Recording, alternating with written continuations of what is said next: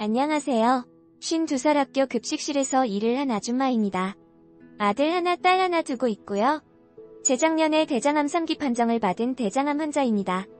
2년마다 꾸준히 건강검진을 받았었는데 건강검진할 때는 발견되지 않았던 대장암이 재작년에 발견이 되었어요.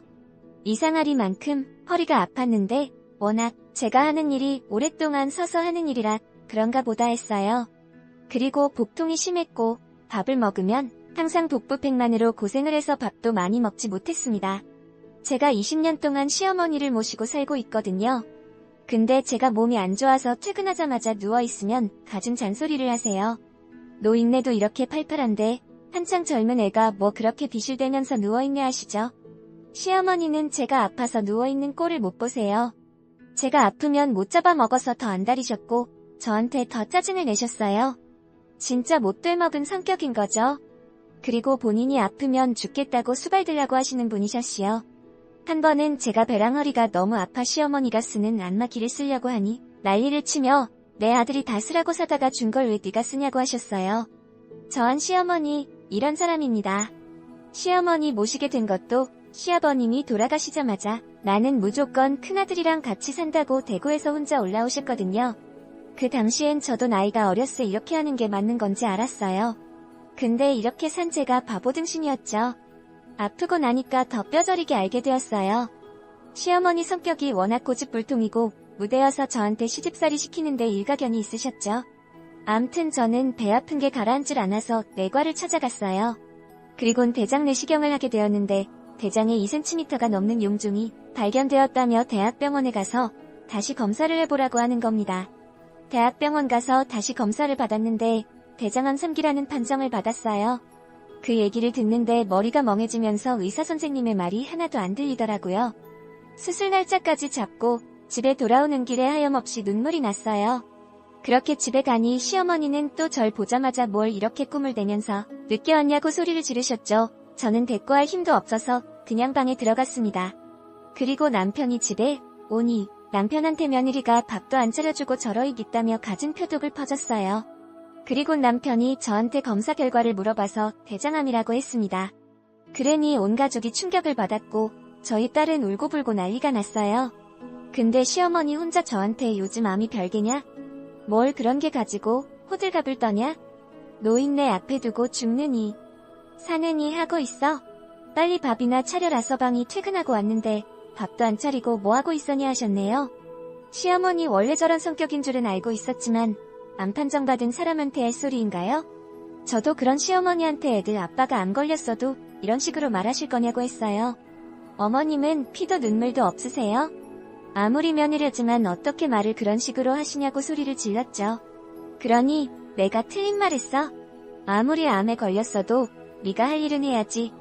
그 암이 오늘 생긴 것도 아니고 어제도 있었을 거고 엊그저께도 있었을 텐데 암 걸렸다는 소리 듣자마자 네 할 도리도 안 하면 되겠냐? 라고 하는데 저는 그런 시어머니한테 시장하면 어머님이 직접 차려서 드세요. 학원 문 닫고 방에 들어와 있었어요.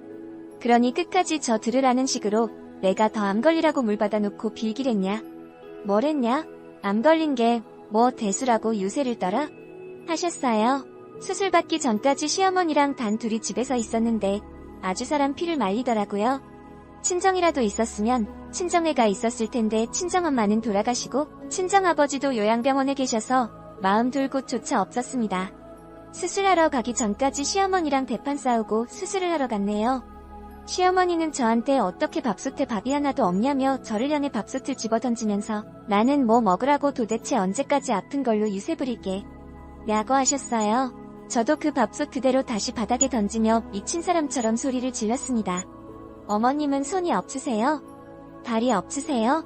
암 걸린 며느리한테 꼭 이렇게까지 하셔야지 속이 시원하세요? 제가 이날 이때까지 언제 어머님 식사 안 차려드렸어요?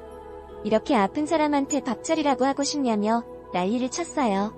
그러니 시어머니 그날 저녁 저희 남편한테 네 마누라가 나한테 밥솥 던졌다고 네 마누라 암 걸리더 머리 위까지 암 걸리거 아니냐고 악담을 퍼부으더라고요.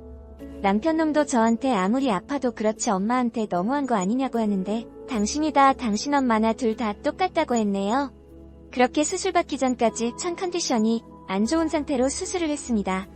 대장암 수술은 특히 더 힘이 드는 게 장을 계속 비워내야 해서 그만큼 기운이 쫙쫙 빠지더라고요.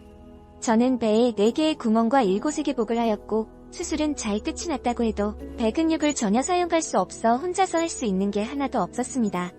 8박 9일 동안 입원을 해 있었는데 시어머니는 얼굴 한번 코빼기도 안 비추셨어요.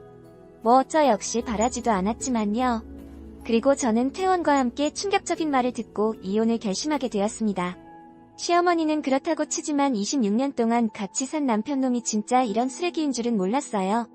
남들 앞에서는 아주 애처가인 척하던 놈이 알고 보니 지 엄마랑 똑같더라고요. 시어머니랑 남편놈이 둘이서 새벽에 속닥거리는 소리를 듣게 되었는데 시어머니가 남편한테 저 수술비로 얼마 들어갔냐? 하는 겁니다. 그러니 남편이 수술비만 몇백 들어갔고 병실 비용으로 150만 들어가서 돈 꽤 많이 썼어 엄마 라면서 뭐 중고차 한 대 값은 그냥 날라갔지? 생각지도 못한 돈을 쓸라니가 아까워 죽겠더라고 라고 하는데 그 말 끝에 시어머니도 그 돈이면 1000만 원짜리 안마의자를 그냥 사겠다. 아휴 안마의자도 못 사고 하는데 거기까지는 들을만 했어요. 근데 시어머니 아니 대장암 삼기면 재발도 잘 된다며. 그럼 제 아플 때마다 그 돈을 써야 되는 게냐? 아유 아까워서 어떡해. 여태 우리 아들이 빠지게 벌어둔 돈으로 젬병 고치는데 다 쓰겠다. 하시며 그냥 제 갖다 버려라 하시는 겁니다. 그러니 그 소리에 남편놈도 크크대며 엄마 그럴까? 그냥 갖다 버릴까? 왜 하필이면 저렇게 병 걸린 여자가 우리 집에 들어왔는지 모르겠다고 하는 겁니다. 저는 그 소리 듣자마자 방문을 헉 하고 열었고 이들이 사람이냐고 소리를 질렀어요.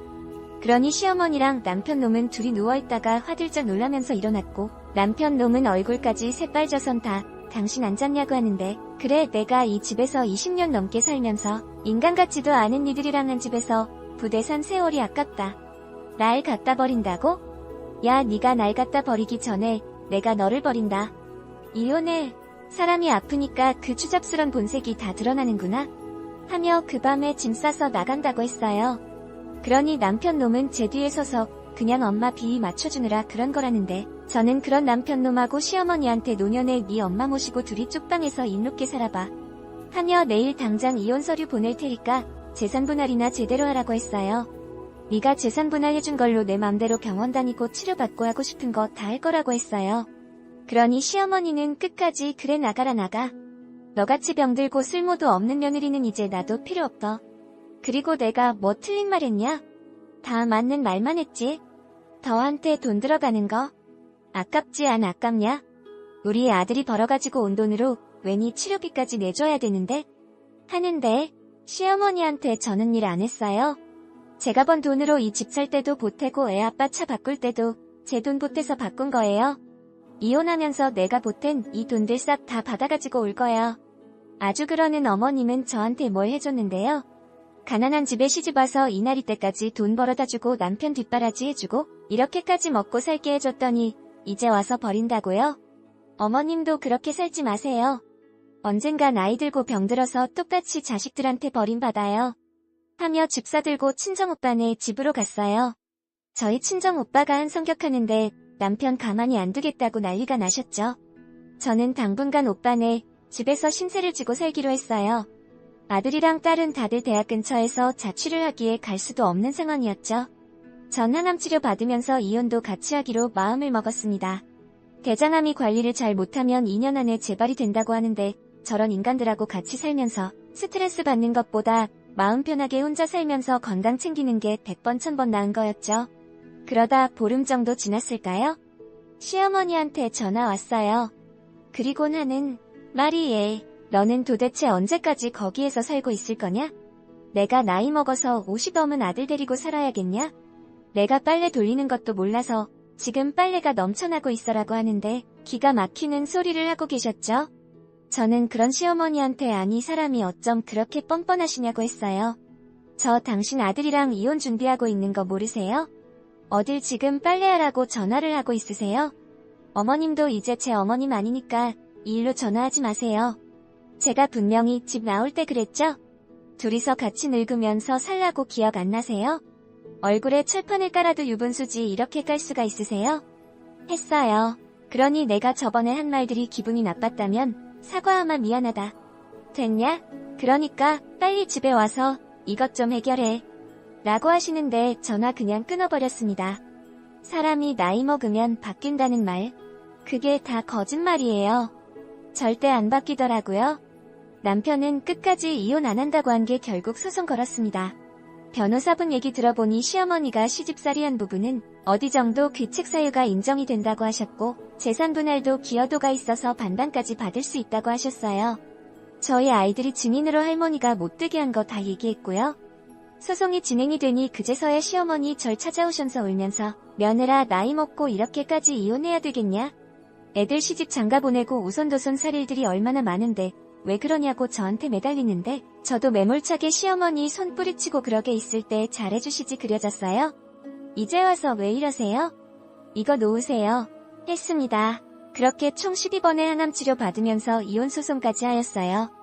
항암치료 받으면서 소송하는 게 힘들었겠다고 하실 텐데 전 너무 행복했어요. 시어머니는 몇 개월 동안 절 찾아오면서 네가 없으니까 집안 꼴이 말도 아니라고 네가 이혼 안 한다고 하면 내가 진짜 잘해준다고 하시는데 할머니 누구시냐고 했어요. 그러니 성격 더러운 시어머니 2번 다시 안 오시더라고요. 그렇게 저는 반반 재산 분할 다 하고 깔끔하게 이혼했어요. 이제야 자유의 몸이 되었어요.